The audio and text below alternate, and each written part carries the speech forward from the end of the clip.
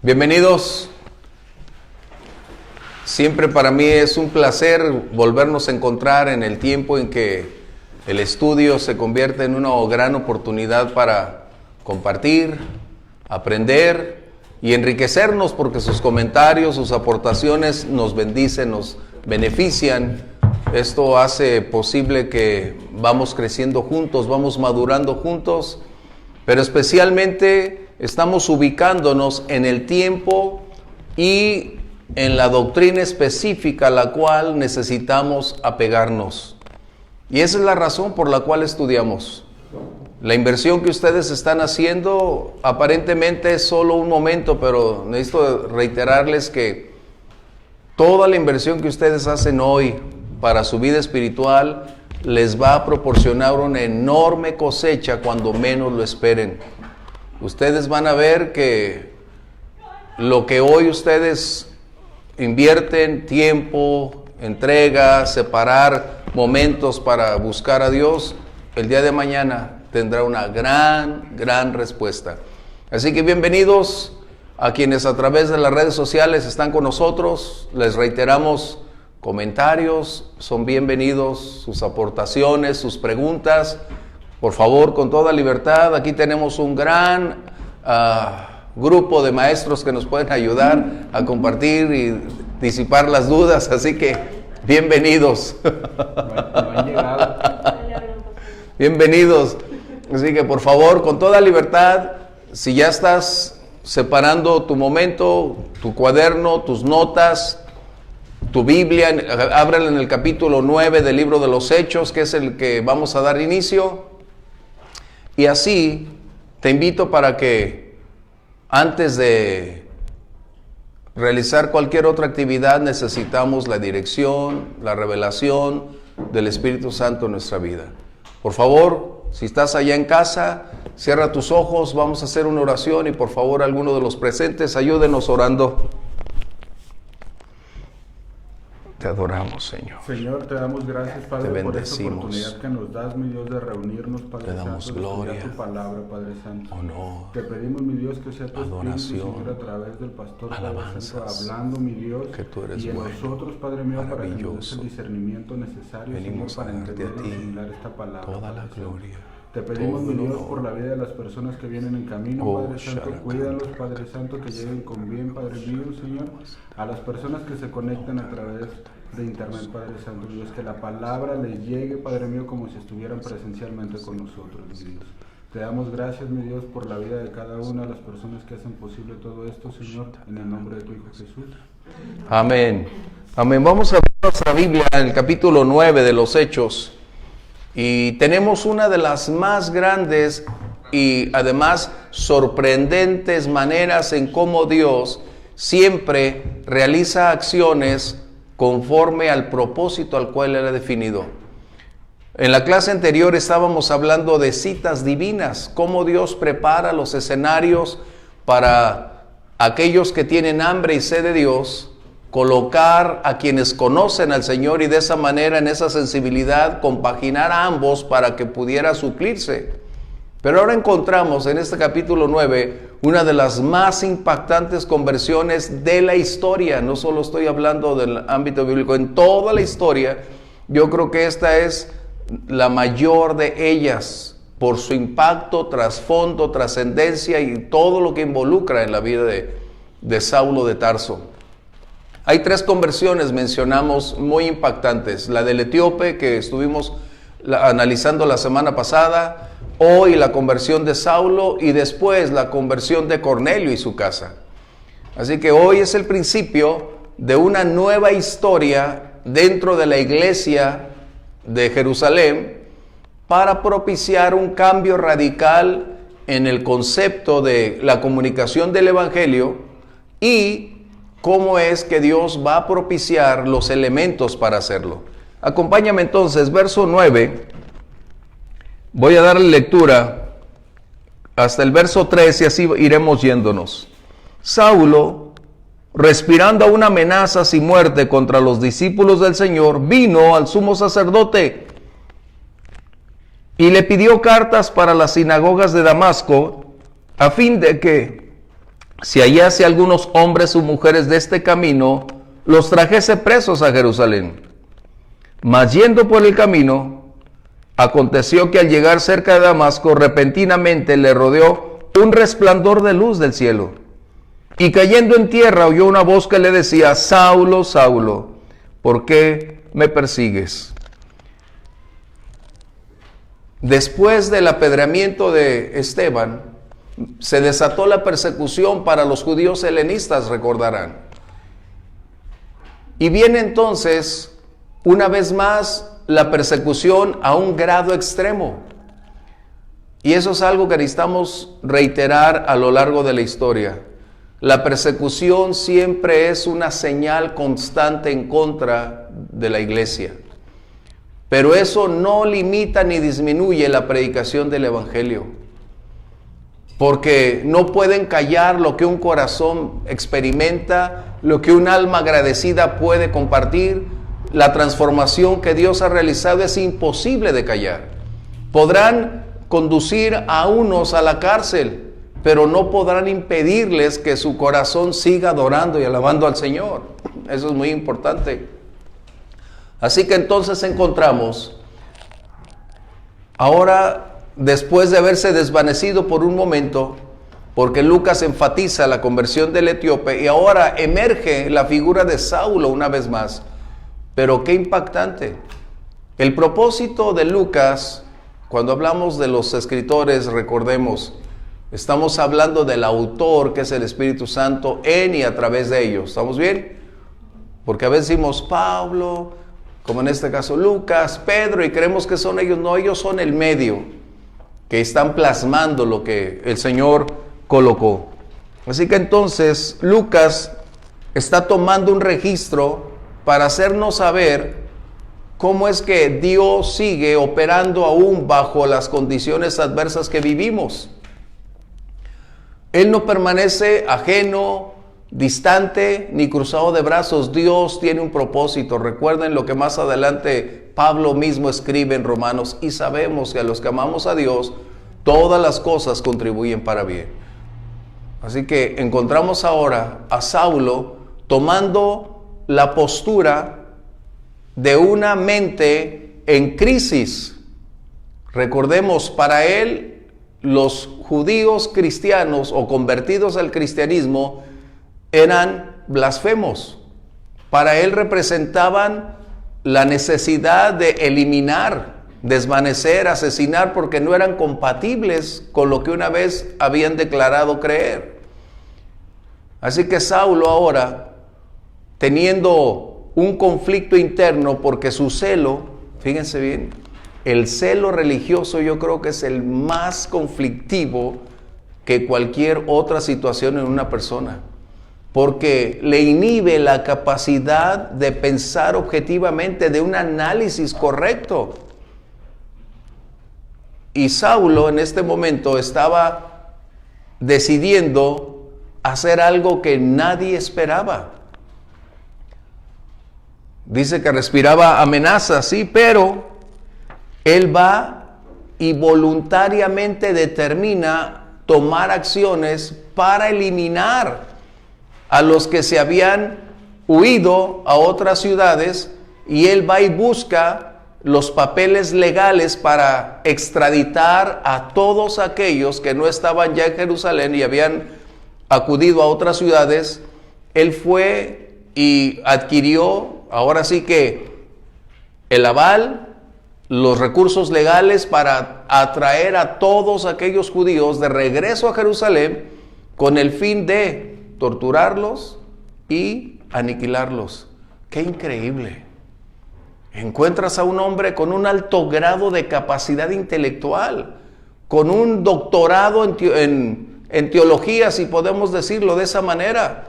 Él era el doctor de doctores, el mejor y más grande de los discípulos de Gamaliel. Como hemos comentado, probablemente también lo fue Esteban y quizás, ¿por qué no?, Felipe, porque eran judíos helenistas con un alto grado de conocimiento.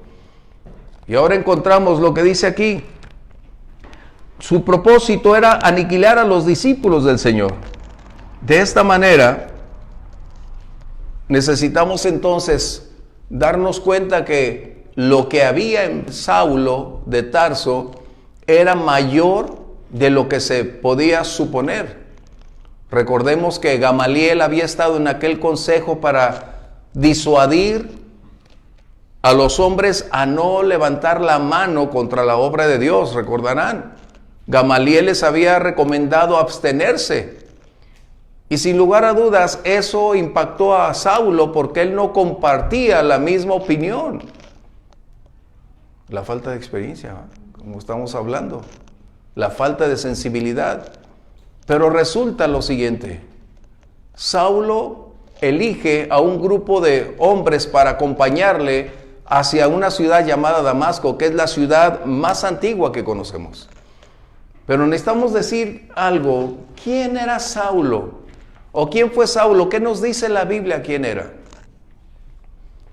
La tendencia es simplemente adjudicarle a Saulo un título, pero en realidad Saulo superaba con creces a cada uno de los que estaban a su alrededor. Primero, Saulo era un hebreo fariseo, es decir, un hombre con un alto grado de compromiso a su religión. Un hombre que determinaba vivir por lo que creía. Un hombre que decidía actuar acorde a sus principios y convicciones, y no importaba cuánto, dónde o cómo. Él era un estricto seguidor de sus creencias. Es por eso que hablamos de un fariseo. Pablo nace en un hogar de judíos. De esta manera, Pablo es criado, su niñez es formativa en el aspecto del judaísmo. Él no se convierte de grande, él desde pequeño nace en un hogar judío, y los padres inmediatamente empezaron a colocarle todo lo que se conocía acerca de quién era su Dios. Recordemos que los judíos mínimo les enseñan a sus niños los primeros 5 libros de la Biblia, que es la Torá. O sea, la Torá es la enseñanza. Así que todos estos niños crecían conociendo lo más elemental de la vida judía, y por lo tanto tradiciones, mandamientos estaban incluidos. Pablo crece dentro de un contexto donde vive en Tarso, una ciudad griega. Así que Pablo no solamente tenía una gran capacidad de conocimiento acerca de su religión, sino él también asistió a una de las más grandes universidades que pudiéramos encontrar. Solo había las 3 mejores universidades en el mundo de ese tiempo, que era Alejandría, lo puse aquí, Atenas y la Universidad de Tarso. Es como decir hoy las 3 mejores universidades del mundo. Y Saulo asistió a ella. De esta manera entonces podemos darnos cuenta que era un erudito, no era un ignorante. Y eso es algo que nosotros necesitamos entender. La gran mayoría en el mundo nos tiene a los cristianos por carentes de ser personas que nos preparamos para hacer frente a la vida. Personas ignorantes, y no es así. Los cristianos siempre tienen un alto grado de desarrollo, de compromiso, de intelectualidad, de capacidad. El intelecto no está peleado con su capacidad de creer. Así que Saulo estaba en esta posición. No solamente tenía esa capacidad de ser intelectual en el ámbito griego. Recordemos, la cultura griega también colocaba la filosofía, colocaba las artes. Y aún a eso, Pablo también tenía el acceso, por ser ciudadano romano, al conocimiento de las leyes. Pablo no era un ignorante. Pablo tenía una gran capacidad de penetración en cada esfera. Él aprendió lo que probablemente muy pocos hubieran aprendido. Es como Moisés. La gran mayoría piensa que Moisés fue también un ignorante, pero no pueden percatarse que él fue enseñado en toda la sabiduría que los egipcios tenían. Moisés era un hombre increíble también, con una gran capacidad de conocer armas, defensa, estrategias militares, cómo actuar, qué hacer. Y Saulo tenía similares características. Él fue la mente brillante que enterró a Esteban. Él fue quien ideó el plan y la estrategia de cómo él quedar sin culpas ante la ley y adjudicarle a los que lo apedrearon todo el peso de la ley. Qué tremendo era este hombre. ¿Qué más era Pablo?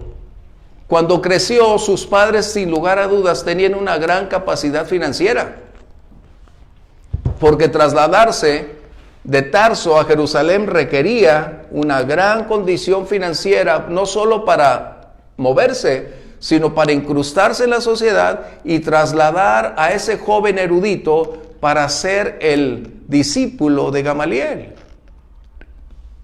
Ser un discípulo de Gamaliel en aquellos días requería de muchas condiciones, entre ellas un alto grado de conocimiento de la ley. Porque Gamaliel no iba a hablar con ignorantes, él les iba a enseñar después de cierta capacidad para ir adelante. Además, se requería un alto grado de inversión financiera para ser el discípulo de Gamaliel. Mientras tanto, también Pablo había adquirido el oficio o la capacidad de hacer tiendas. Eso era parte de lo que se enseñaba, a tener dos actividades, mientras Pablo también hacía su labor al lado de Gamaliel. Por eso encontramos que la conversión de Saulo es uno de los eventos más impactantes en el mundo cristiano, debido a quién era. Saulo hablaba 3 idiomas fluidos y probablemente algunos más, pero mínimo hablaba 3, que era el griego, el hebreo y el arameo, y los hablaba perfectamente, sin problema alguno. Por eso es que cuando tú y yo observamos, cuando en las escrituras de Pablo o los escritos de Pablo, una gran cantidad de desarrollo intelectual de cómo traslada sus palabras, las coloca, porque él había sido instruido en la universidad. Filosofía, letras, ese hombre tenía todos los atributos. Y precisamente ese hombre era la clave o el hombre idóneo para el Señor, con el propósito de ser aquel quien destruyó la vida de Esteban, porque sin lugar a dudas Esteban pudo haber sido ese hombre que iba a ser lo que Pablo tendría. Así que encontramos quién era este hombre, Saulo. Si lo trasladáramos a un momento actual, diríamos que Saulo. Otra situación también. Gamaliel era más tranquilo por los años. Saulo tenía todavía una fuerza en edad, en el coraje, en el odio, en el rechazo por el celo religioso que lo estaba motivando a hacer algo más de lo que nadie le pidió hacer. Saulo tomó la iniciativa de exterminar a todos los judíos helenistas. Cuando llega y pide los papeles legales para extraditarlos, todos aplaudieron porque Saulo se había convertido en el brazo ejecutor de la ley judía. Y esto al sumo sacerdote y al Sanedrín les pareció perfecto, porque ellos estarían sin culpa de la sangre de aquellos hombres y mujeres, porque Saulo sería el responsable. Comentarios.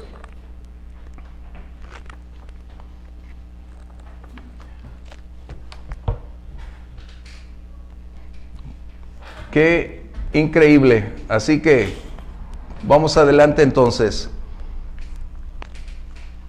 Sin lugar a dudas, Caifás, el mismo sacerdote, estaba dando los salvoconductos, porque así no era. Eran los papeles de extradición para propiciar entonces que todos estos llegaran, porque ellos no tenían jurisdicción en Damasco. Recordemos que Damasco era prácticamente independiente de Jerusalén, pero bajo también Roma. Y teníamos un conflicto, aunque el rey que estaba ahí, bueno, lo vamos a ver ahorita. Roma permitía ciertos tratos porque le convenía a los romanos. Pero en cuestión de asesinato de la ley, ellos tenían la fuerza para normar o determinar hasta dónde, pero siempre en todo lugar hay corrupción, así que no había problema. Por eso encontramos aquellos hombres cuando fueron colocados en la tumba del Señor Jesús y cuando resucitó, fueron con el sumo sacerdote y ¿qué dijo él? No se preocupen, no pasa nada.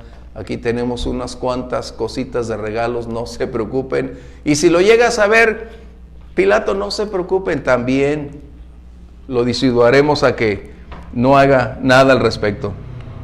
Ok, bien. Saulo dice en este verso 2 que leímos del capítulo 9, él utiliza una frase que solo está en el libro de Hechos. Él dice, este camino. Es la primera vez que encontramos esa palabra. Pudiera ser una relación directa a lo que el Señor dijo en Juan 14:6, porque yo soy el camino, la verdad y la vida. Pero el mismo Saulo en los siguientes capítulos establece dos condiciones. Vamos a Hechos 19:9 y el verso 23 y otro el capítulo 22:4, por favor.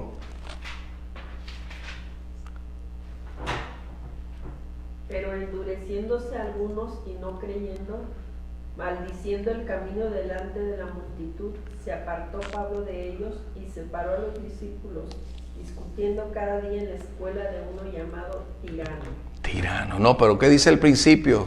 El camino. Este es el único libro donde tenemos esa frase. Es el primer nombre conferido a los cristianos convertidos. Verso 23 de ese capítulo 19, por favor. Salvo que el Espíritu Santo por todas las ciudades me da testimonio. Hechos 19, verso 23, por favor, Violeta. Y otro capítulo 22:4, por favor. Aquí está. Hubo por aquel tiempo un disturbio no pequeño acerca del camino. Acerca del camino. Recuerden, son los primeros comentarios más directos para distanciar judíos convertidos o judíos helenistas. El mismo Saulo es el creador de esa frase, el protagonista, y posteriormente se acuña la frase como el camino. Verso 22:4, por favor. Perseguía yo este camino hasta la muerte, prendiendo y entregando en cárceles a hombres y mujeres. Dice, perseguía yo este camino. Sin lugar a dudas, Pablo no desea mencionar a quién está persiguiendo físicamente, porque eso sería darles más énfasis a los judíos helenistas. Él está describiendo lo que ahora ellos se habían convertido o en donde ellos transitaban o habían decidido cambiar sus creencias. Y Saulo tiene entonces una ira contenida que la va a hacer manifiesta, un alto rechazo, un odio, una personalidad crítica. Él era como Napoleón, él era un hombre chaparro. Napoleón dijo que la estatura de una persona no se mide de la cabeza hacia abajo, sino de la cabeza hacia arriba. Qué tremendo, ¿no? Así que los que están más chaparritos tenían mayor longitud. Y Saulo era chaparro. Así que él tenía todas estas capacidades, todas estas condiciones. ¿Cómo sucede su conversión? Damasco es la ciudad más antigua que se conoce como ciudad en el mundo actual. De hecho, en los tiempos de Abraham ya existía esta ciudad. Vamos a ver Génesis 14:15, por favor.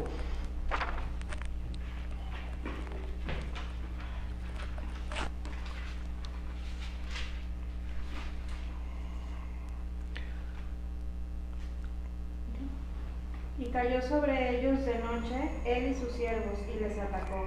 Y les fue siguiendo hasta Uba, al norte de Damasco. Al norte de Damasco, o sea, dense cuenta desde cuándo Damasco ya era una ciudad establecida. Pero lo sorprendente es que el mismo mayordomo de Abraham era de Damasco. Vamos a verlo. Génesis 15:2, por favor. Y respondió Abraham: Señor Jehová, ¿qué me darás, siendo así que ando sin hijo? Y el mayordomo de mi casa es ese Damaseno. Es este Damaseno, es decir, de Damasco, ¿no? O sea, es una ciudad hasta el día de hoy con un alto grado de impacto.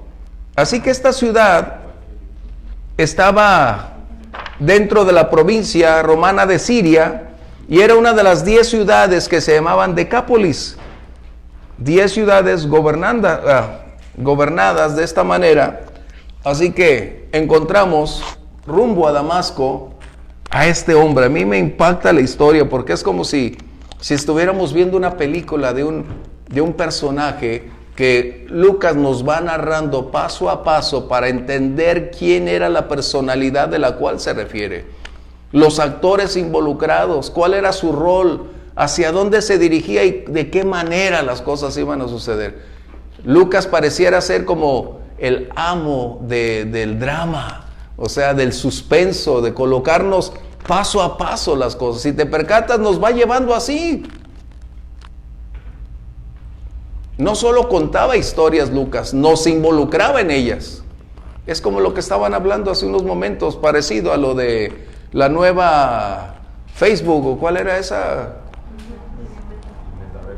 ¿Metaverso? Que va a ser algo virtual, dice. Los va a introducir de esa manera.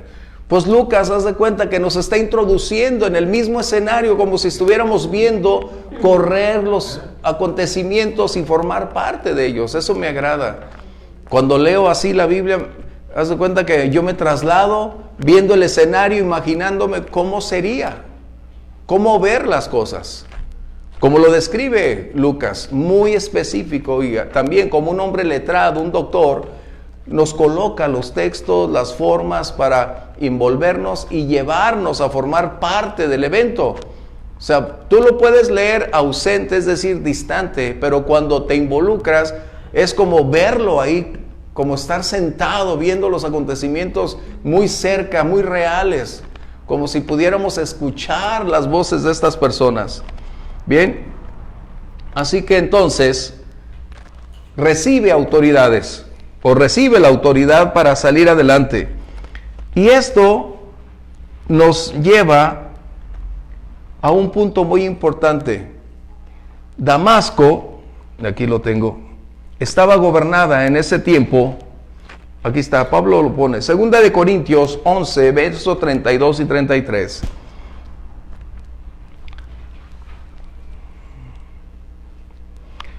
Era el rey Aretas. Y en Damasco, el gobernador de la provincia del rey Aretas.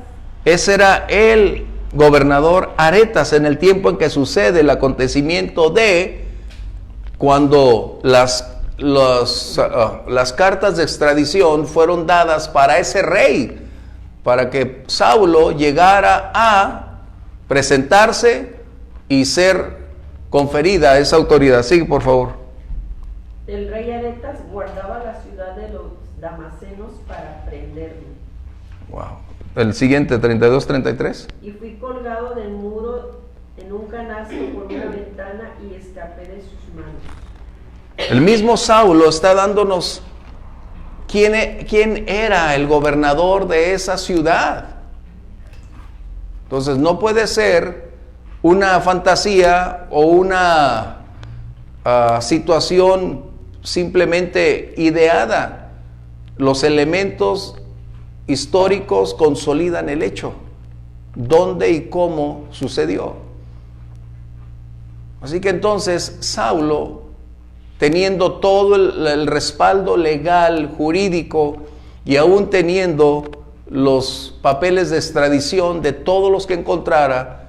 Su egocentrismo se había incrementado, el narcisismo lo había trasladado a la cúspide. Estaba llegando con una postura prepotente, crítica. Todo lo que él deseaba era exterminar a aquellos que él llamaba el camino, a todos los que se habían alejado de la fe judía. Pero sucede algo impactante.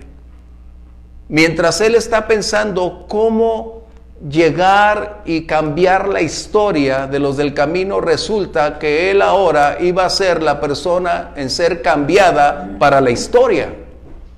¿Cómo Dios prepara los escenarios? La clase anterior decíamos de citas divinas. Ahora nos encontramos que Dios prepara no solo una cita, prepara un momento en la historia que tiene una trascendencia hasta el día de hoy. Va rumbo a Damasco. Vamos a leerlo, aquí lo tengo. Verso 3. Voy a leerlo.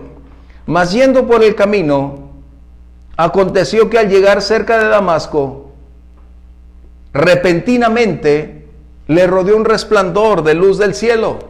Esta palabra, repentinamente, en griego, aquí está, exaipnes, significa algo inesperado, impactante, algo que no estaba dentro del contexto de la vida de nadie.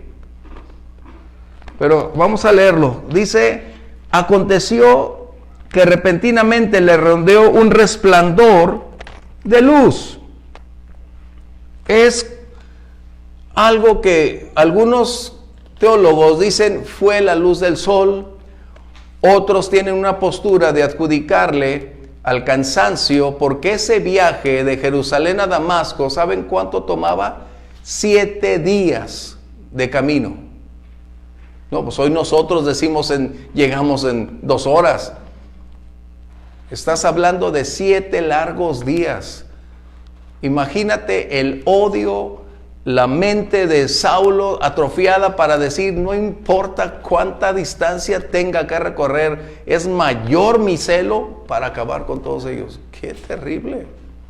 Por eso los más grandes crímenes se han hecho en el nombre de la religión. En toda la historia, en cualquier parte, en cualquier religión. Los más grandes asesinatos, las más grandes atrocidades siempre han sido en el nombre de Dios. Es decir, por una postura contraria a la voluntad de Dios, en todos los sentidos. ¿Comentarios? ¿Comentarios? La semana pasada hablábamos también de las cruzadas, que también eran otras condiciones. O sea, en todo se ha hecho. El Islam es otro compromiso crítico también. O sea, en todos los lugares tenemos esta situación. ¿Sí? ¿Comentarios?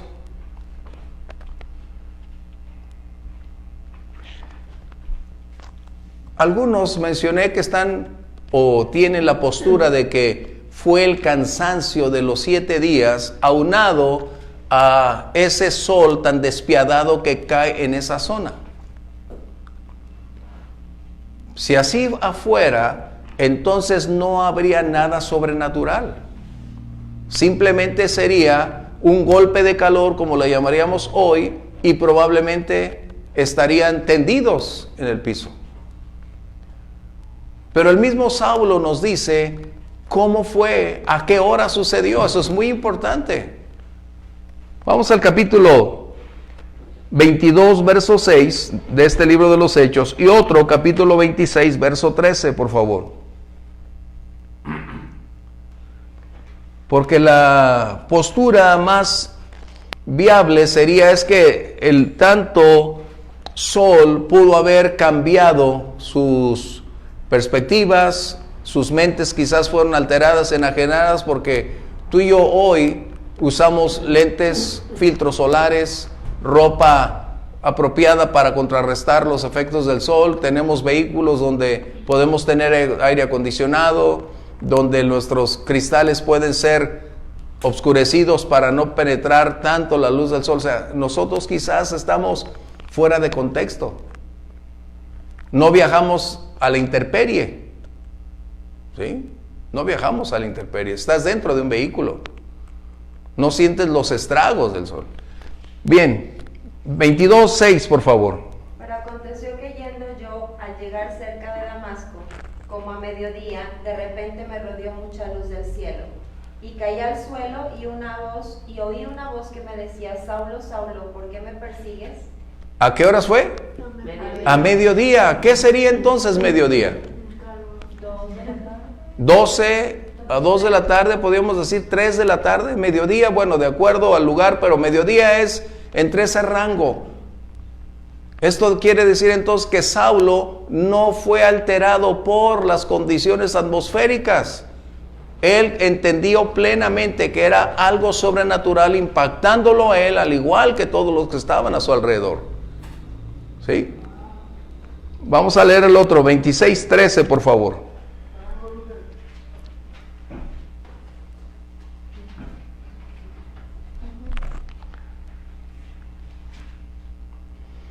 Cuando a mediodía, oh rey, yendo por el camino, vi una luz del cielo que sobrepasaba el resplandor del sol, la cual me rodeó a mí y a los que iban conmigo. Wow. Pablo está mencionando entonces que la condición directamente e impactante a su vida, como la de los que estaban con él, no fue el resultado de una inclemencia, de una situación natural que a otros viajeros pudiera haber impactado. Él está mencionando la fuente directa que venía de lo alto. En otras palabras, Saulo era un hombre con un alto grado de capacidad como para no diferenciar las cosas. Pero ahí es donde sucede la voz que escucha. Dice, verso 3. Me agrada lo que dice aquí en el verso. Lo voy a leer. Después de, me rodeó una luz o un resplandor de luz del cielo, y cayendo en tierra, oyó una voz que le decía: Saulo, Saulo, ¿por qué me persigues? Qué impactante. ¿Y los demás también oyen? Sí. Sí, ahorita sí, es correcto, ahorita lo vamos a ver. Así que, ¿esto qué sucede? Tenemos que sacar lecciones que son muy importantes para nosotros. Dice aquí, un resplandor de luz del cielo, y cayendo en tierra, oyó una voz que le decía: Saulo, Saulo, ¿por qué me persigues? La primera cosa que Saulo se enteró, se dio cuenta, es que él no estaba persiguiendo a un grupo de judíos helenistas, que no estaba detrás de exterminar a quienes habían cambiado de convicciones. Él estaba enfrentando al Mesías y estaba vivo. Fíjate, qué diferencia. Saulo ahora estaba entendiendo que no estaba en contra de quienes veía, sino él estaba persiguiendo a quien no veía, y este fue el conflicto. La Biblia dice que la lucha que se tiene es contra lo invisible, ¿no? Saulo estaba a la inversa. Él pensó que estaba haciéndole un favor a Dios y a la religión al tratar de exterminarlos, cuando no se había percatado que estaba en contra de Dios. Pero también tenemos otro aspecto importante. Jesús no dijo: ¿por qué persigues a la iglesia? Jesús no dijo: ¿por qué persigues a los discípulos? Jesús está diciendo: es a mí a quien persigues. En otras palabras, somos su cuerpo, somos su iglesia, es decir, Él está en nosotros, con nosotros y a favor de nosotros. Eso es algo que tenemos que subrayar nosotros, tú y yo, porque le pertenecemos.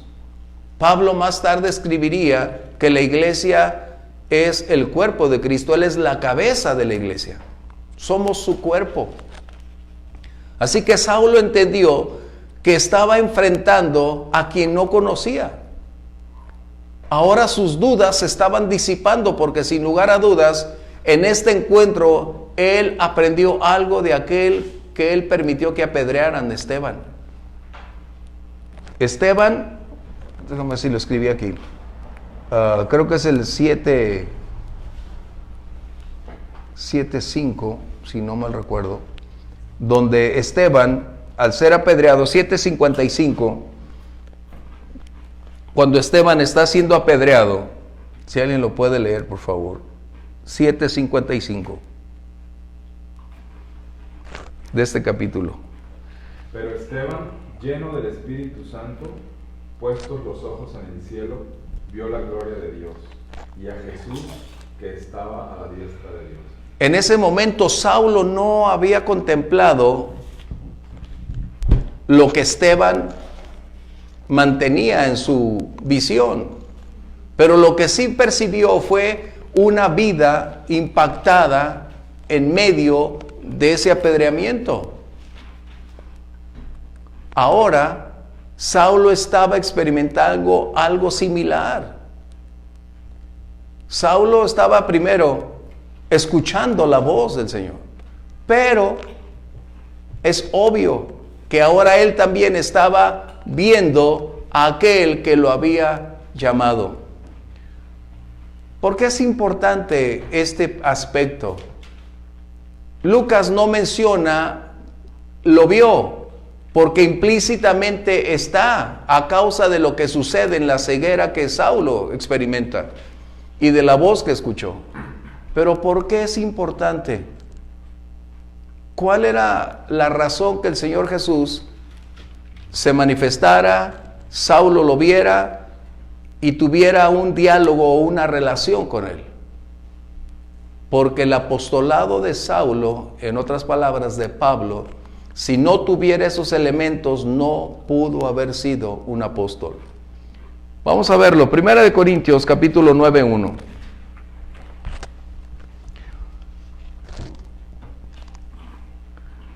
Y otro 15:8, por favor, de 1 Corintios 9:1.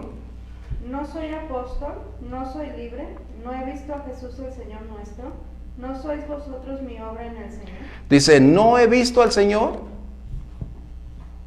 Ya lo habían crucificado. Sí, pues no lo he visto. Saulo tuvo un encuentro con el resucitado, por eso mencioné que lo que Saulo pensaba que ese Jesús había sido enterrado, no, ahora se percataba porque él cara a cara prácticamente tuvo un encuentro con él. Esa penetrante voz fue capaz de ser escuchada por Saulo. Ahorita vamos a ver lo que preguntaba Ale. Pero el punto en este momento es, Saulo tuvo un encuentro donde sus ojos físicos fueron capaces de verle.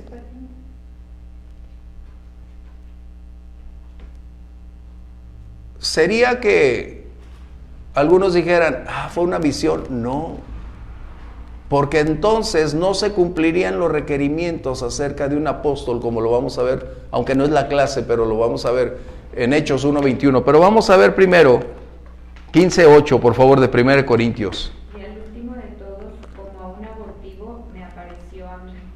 ¡Wow! Saulo está dando las especificaciones correctas del porqué de su vida. Primero, de su conversión. Después, de por qué sería importante escribir estas cosas.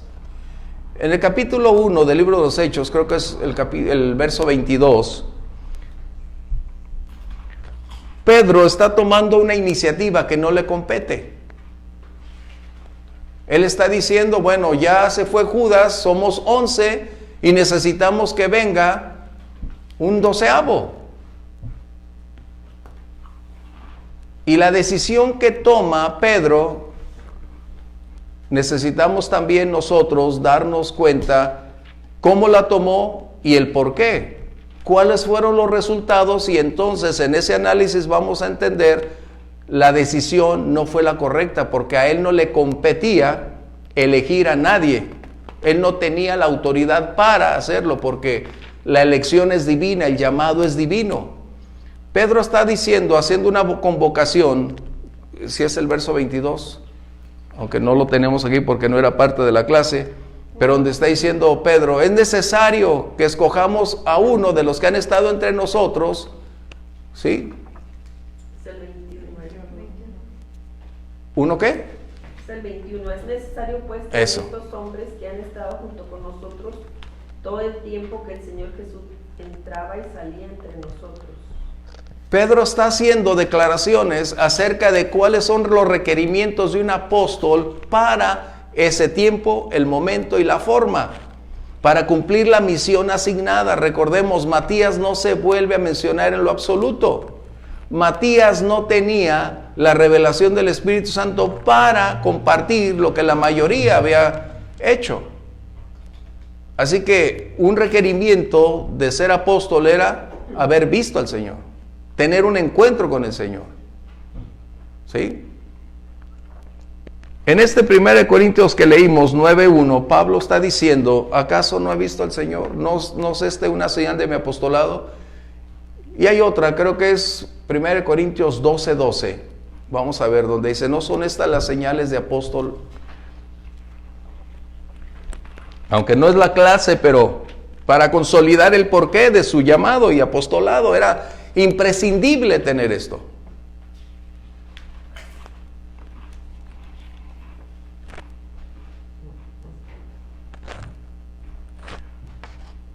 Si hay alguna aportación de los que nos están viendo, por favor, con toda confianza, una pregunta, adelante, sería un buen momento para hacerlo. 1 Corintios 12:12. Sí. Porque así como el cuerpo es uno y tiene No. muchos miembros. No, dice, estas son las señales de apóstol. Por ahí si lo tienen ahí en su búsqueda o en el buscador de la Biblia. Dice, estas son las señales de apóstol. Bueno, póngale apóstol ahí en su... Y vamos a tener... Bien, continuamos entonces. Ah, 2 Corintios 12:12. Ah, entonces no estaba tan mal. Con todas las señales de apóstol han sido hechas entre vosotros en toda paciencia por señales, prodigios y milagros. Este era otro requerimiento que era necesario reunir.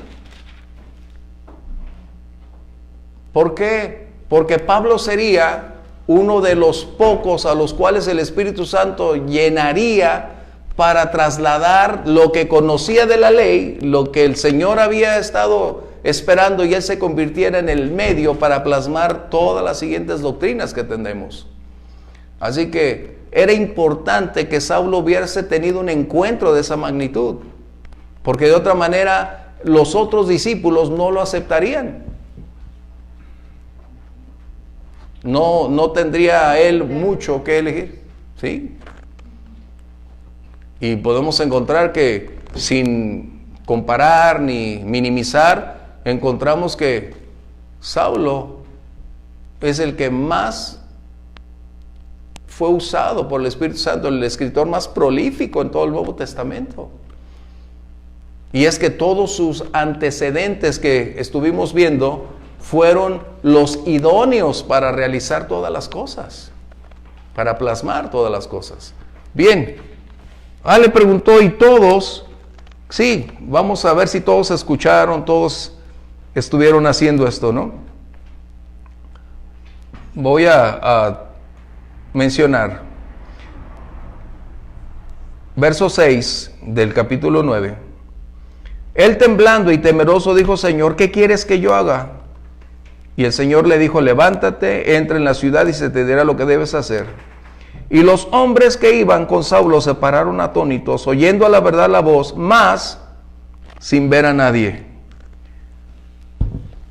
En el capítulo 26, verso 14 de este mismo libro de los Hechos, todos fueron impactados por ese resplandor. Todos fueron derribados. No se nos dice en qué medio de transporte iban. O sea, no tenemos ellos obviamente tenían un medio de transporte, pero no sabemos cuál. Eso es algo muy imperativo, porque a veces nosotros lo hacemos y lo colocamos implícitamente por las distancias, por los medios, pues iba en un caballo, ¿no? Pero no tenemos revelado cuál era el medio de transporte. Pero finalmente, no ese era el punto, todos fueron impactados. Es como cuando en un instante ves un resplandor y sabes que viene un trueno.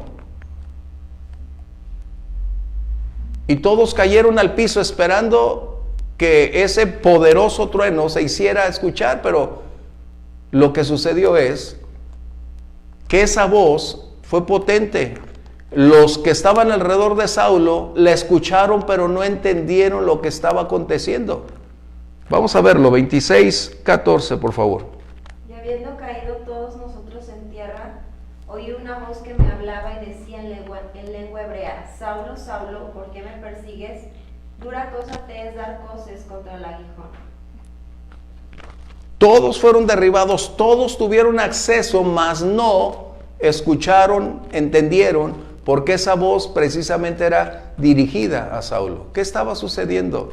Saulo, un hombre acostumbrado a la ley, a orar, a buscar a Dios y entender cómo es que Dios se revelaba en el Antiguo Testamento, él entendió cuando está ahí postrado, cuando viene esa voz, él entendió que era un mensaje directo del cielo para él. O sea, él no dudó por su trasfondo mismo. Pero cuando le dice: yo soy Saulo, yo soy Jesús a quien tú persigues, él entonces entendió que había una realidad más allá de la que su mente podía comprender. Sus acompañantes experimentaron las mismas circunstancias, derribados, escucharon, vieron ese resplandor, fueron tirados, pero no fue para ellos concebible el discernir, el entender lo que ese sonido estaba haciendo. Pero para Pablo fue muy claro. Esto es lo que acontece a Saulo antes de entrar a aquella ciudad. ¿Cómo llegó Saulo? Saulo venía por entrar como el gran libertador, el Mesías para Jerusalén, ser el Josué que cambiaría la historia y acabaría con ese camino. Su ego, su orgullo estaba por las nubes. Y aquí se cumple una de las escrituras que Salomón escribe. Vamos a leer Proverbios. Proverbios 16:18, por favor. Antes del quebrantamiento es la soberbia, y antes de la caída la altivez del espíritu. ¡Qué tremendo! Saulo conocía esas escrituras, pero es lo que nosotros en nuestra naturaleza no alcanzamos a comprender, no alcanzamos a ver. Y eso es algo que se sigue repitiendo, la historia se vuelve a escribir, porque mientras nosotros creamos que tenemos la necesidad de estar en un pedestal y de tener una capacidad mayor que otros, un buen día eso va a dar un giro de 180 grados y vamos a estar del otro lado. La Biblia dice que lo que sembramos cosechamos. Saulo sembró eso en su propio carácter, en su propia persona. Pero eso era necesario derribar, retirar para poder escribir la vida de una nueva persona, como lo está haciendo el Señor contigo y conmigo. Ya leímos 1 Corintios 15:8, ya. Así es. Así que este es Proverbios lo que leímos ahorita.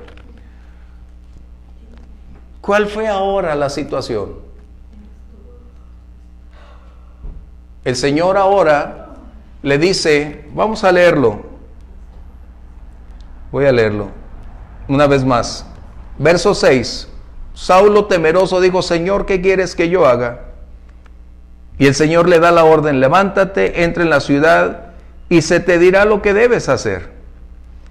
Ahora Saulo se encontraba vulnerable, dependiendo de otros y a la espera de nuevas órdenes.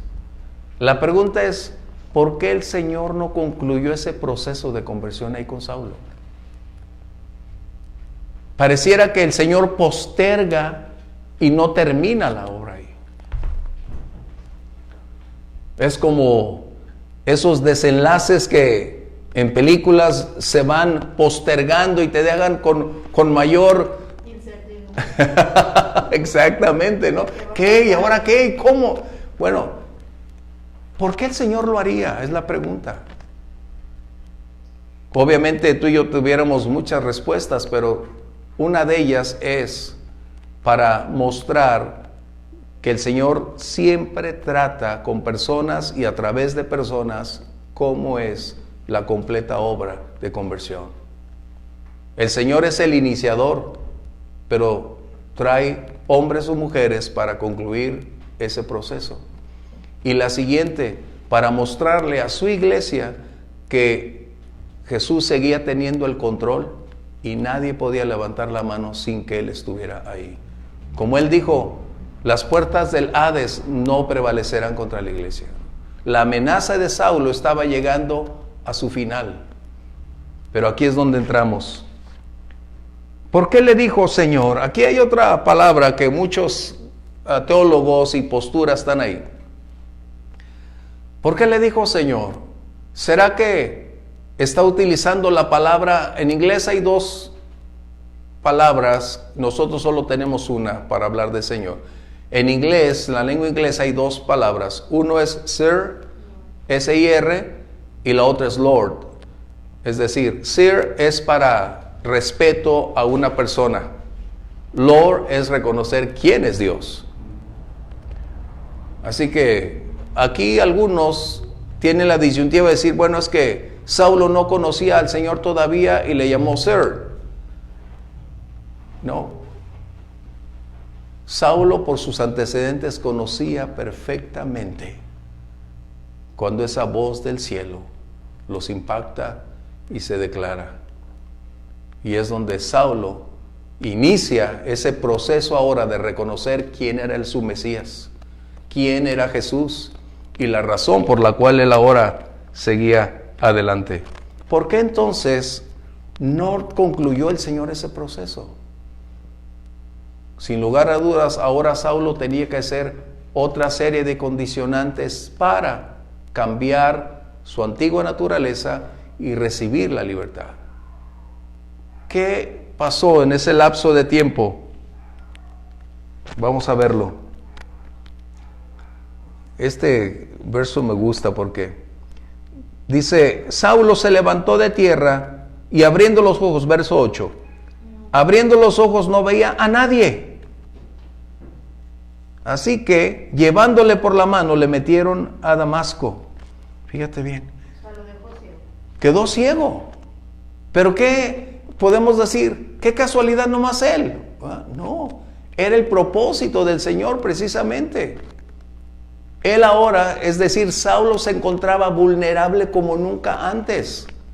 Ahora se encontraba en la posición más idónea para tener ese encuentro total y recibir lo que Dios esperaba que él tuviera. ¿Sí? Ese resplandor lo impactó, por supuesto, pero los otros no quedaron ciegos. Los otros aún tenían sus oídos atentos, pero no escucharon la voz como el mensaje. Escucharon un sonido, es lo que dice el texto. ¿Alguien lo tenía que guiar? Porque si todos hubieran quedado ciegos. Exactamente. Todos, salvo Saulo, quedó ciego. Esa condición es, creo, para quien nosotros, que en un día tenemos los 5 sentidos agudos y un día se pierde, creo que es el más crítico. Todos han de ser difíciles, pero creo que ese es el que te vuelve más vulnerable que ningún otro, porque estás acostumbrado, tienes una vida en ver y hacer. Así es. Y ahora Saulo se encuentra ante esta circunstancia. Pero el verso 9 dice entonces, estuvo 3 días sin ver y no comió ni bebió. ¿Qué habrá pensado en esos 3 días? Ese es el punto. Eso, Ale, ese es el punto. Él tenía que mantener la manera que conocía para acercarse a Dios y tener dirección de Dios. El pueblo judío sabe que cuando ayuna y ora, Dios escucha y Dios revela. Eso es real. Eso lo puedes ver en todo el Antiguo Testamento. Así que Saulo tenía la posición ahora de clamar a aquel a quien él ahora había escuchado al nombre del Mesías y esperar dirección. Sus dudas, sin lugar a dudas, fueron disipadas. 3 días de ayuno y oración. Qué difícil. Pero para él, que era un fariseo, estaba acostumbrado a eso y más. Él era férreo en sus convicciones, así que orar y ayunar para él era como respirar y tomar agua todos los días. Él no tenía conflictos, excepto lo que había acontecido ahora. Y es ahí donde nos tenemos que quedar para entrar la próxima clase con la conversión total de Saulo.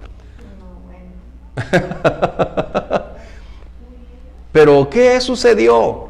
Saulo ahora había aprendido algo que no había entendido: que el Señor Jesús tenía una misión específica para él. Y eso es lo que Dios tiene para cada uno de nosotros. Así como a Saulo Dios nos encontró, Dios nos cambió, Dios sigue moldeándonos, y todos tenemos una parte importante que realizar.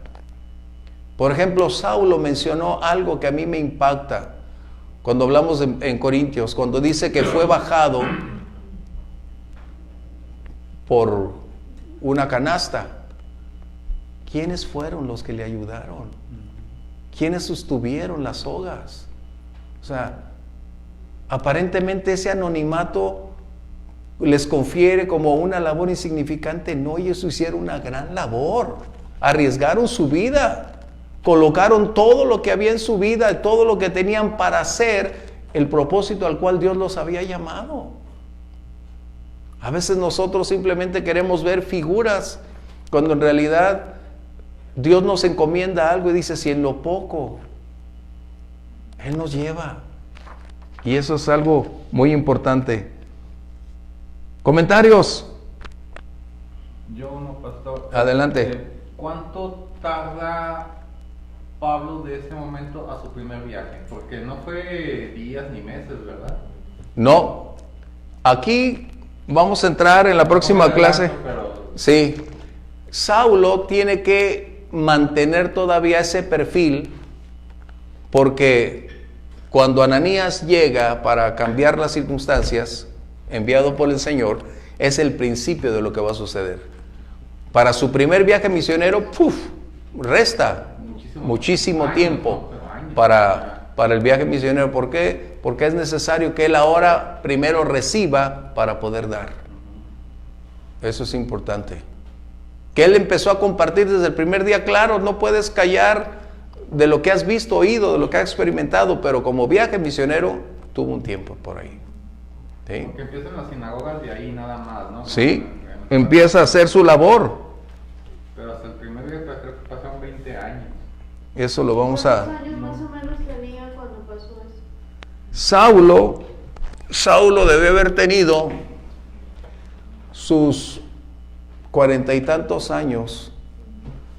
No, menos, no, 30. Porque hablamos de... ¿Cuántos años mencioné de Esteban? Ajá. Era más o menos, sí, 35 a 40. Sí, Ese es el rango. No tenemos la fecha exacta. En el 62. Murió en el 68. Ajá. Saulo más o menos. Así que por la edad de Esteban es más o menos el parámetro que tenemos. Andaba en sus 35 a sus 40. Por esa era la edad de Saulo en ese tiempo, cuando esto aconteció. Qué impactante ver la vida de este hombre. ¿Sí? ¿Comentarios? El propósito. Pablo es apodo. es chaparro, ¿no? Sí, significa... Como el Chapo.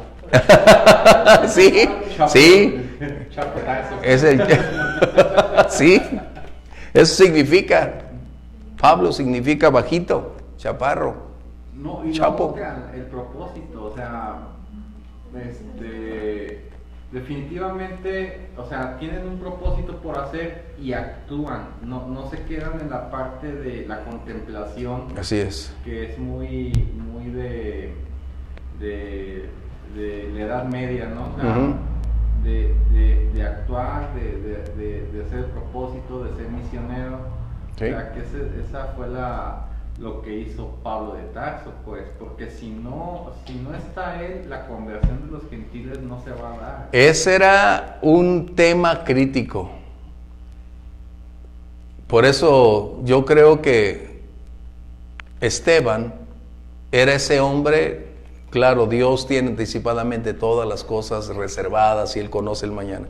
Desde la perspectiva nuestra, sin considerar esa postura, yo creo que sin un Saulo, es decir, Pablo, hubiéramos luchado enormemente los gentiles para alcanzar o ser alcanzados. Porque Saulo es el hombre idóneo enviado por el Señor al ámbito gentil. Pero antes de él estaba Esteban. Sí, aunque Esteban, ese hombre era ese otro nivel como muy similar a Saulo. Y es en donde podemos ver que no es la persona, sino es el propósito de Dios. Exactamente. La promesa de Dios para su pueblo. Y ahí es donde Usar entramos. diferentes medios para su propósito. Exactamente. Sus promesas. Así es. No, y además yo no me quiero adelantar, pues yo creo que el momento cumbre del cristianismo es cuando llega Pablo y Pedro. Yo creo que ese es el primer sínodo cristiano. Ahí vamos a entrar en la primera asamblea. Y la circuncisión, yo creo que ese es Sí, estamos por descubrir la esencia, ahora sí, las formas, el cómo, la directriz y el ámbito de cada uno de ellos, porque tenemos un problema. Necesitamos recordar que Pedro era apóstol a los judíos y Pablo fue apóstol a los gentiles. Pero a veces tenemos una mezcla cuando colocamos a los judíos con los cristianos y creemos que el reino del cual hablaba Pedro o cual el Señor Jesús enunciaba era en el ámbito gentil, no era para el ámbito judío, y la iglesia nada tenemos que ver con ese ámbito del reino. Ellos estaban hablando del reino del Mesías. Para nosotros es el Rey, el Señor, nuestro Salvador. Y un buen día el reino del Mesías vendrá en ese milenio. O sea... Bien, vamos concluyendo. No tenemos de los que están en línea comentarios, preguntas. Adrián no dijo nada. Muy calladitos. Bueno, pues gracias Dios. Vamos a dar gracias. Alguno de ustedes, por favor, si desea ayudarnos dirigiendo la reunión, despidiendo la reunión, por favor.